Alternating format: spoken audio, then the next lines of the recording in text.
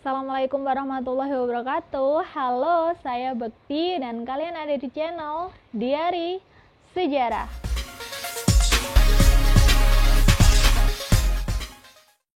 Pada pertemuan kali ini saya akan menjelaskan tentang materi kelas 11 yakni KD 3.1 tentang Kerajaan Maritim pada masa Hindu-Buddha.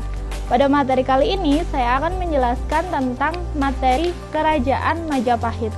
Tapi materi ini sudah pernah saya ulas pada video sebelumnya yakni tentang sistem pemerintahan Kerajaan Majapahit. Pada video kali ini saya akan melanjutkan materi tersebut tentang sistem perekonomian Kerajaan Majapahit. Sistem perekonomian Kerajaan Majapahit. Bagaimana sih sistem perekonomian Kerajaan Majapahit? Nah, sistem perekonomian Kerajaan Majapahit itu mencakup dua hal, yakni dalam bidang maritim, yang kedua dalam bidang agraris.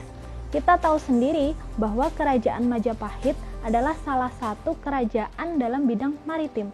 Tapi Kerajaan Majapahit juga bergerak dalam bidang agraris. Nah, kedua-duanya ini saling berkesinambungan dan membuat Kerajaan Majapahit mencapai puncak kejayaannya. Yang pertama kita bahas tentang bidang maritim. Kira-kira apa yang melatar belakangi kekuatan maritim Kerajaan Majapahit? Kita lihat yang pertama, kekuatan ekonomi maritim Kerajaan Majapahit ada di Demak, Jepara, Tuban, Gresik, dan Surabaya.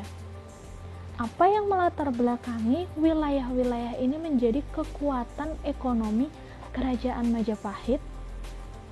Kita lihat.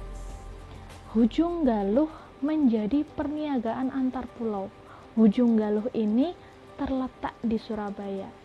Jadi alasan atau latar belakang kenapa Surabaya menjadi kekuatan maritim perekonomian Kerajaan Majapahit karena Hujung Galuh menjadi perniagaan antar pulau. Jadi di Surabaya ini apabila mau melakukan perdagangan dengan pulau lain antara Jawa dengan Maluku, Jawa dengan Bali, Jawa dengan Sumatera, Sulawesi itu terletak di Hujung Galuh yang berada di Surabaya. Ini yang menjadi kekuatan ekonomi maritim Kerajaan Majapahit. Yang selanjutnya ada Kambang Putih. Kambang Putih ini terletak di Tuban. Kenapa menjadi kekuatan ekonomi Kerajaan Majapahit? Karena Kambang Putih ini dijadikan sebagai perniagaan antar negara. Sebelumnya kalian pasti tahu kalau Majapahit melakukan perdagangan bukan hanya antar Nusantara saja. Bukan hanya antar pulau ke pulau, tapi Majapahit sudah melakukan perniagaan atau perdagangan antar negara.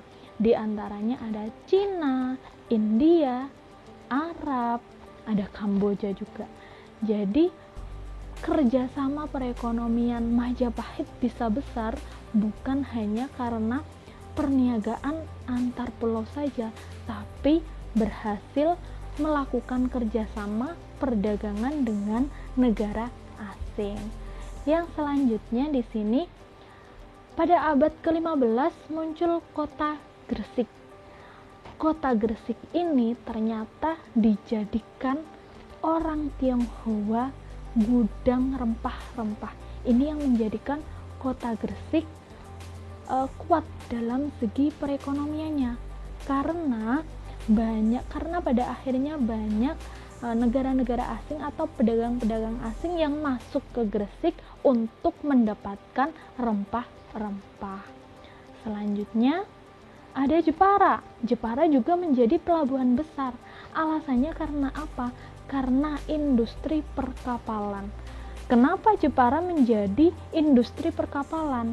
Di Jepara sendiri salah satu daerah yang terkenal dengan ukirannya, bahkan sampai saat ini terkenal dengan hutan jatinya.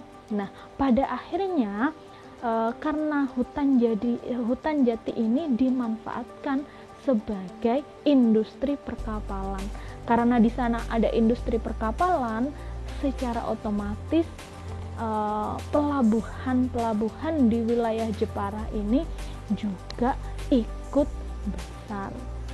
Nah, ini adalah latar belakang kenapa daerah-daerah ini menjadi kekuatan perekonomian Kerajaan Majapahit. Sekian pertemuan hari ini, semoga bermanfaat. Assalamualaikum warahmatullahi wabarakatuh. Sampai jumpa di pertemuan selanjutnya.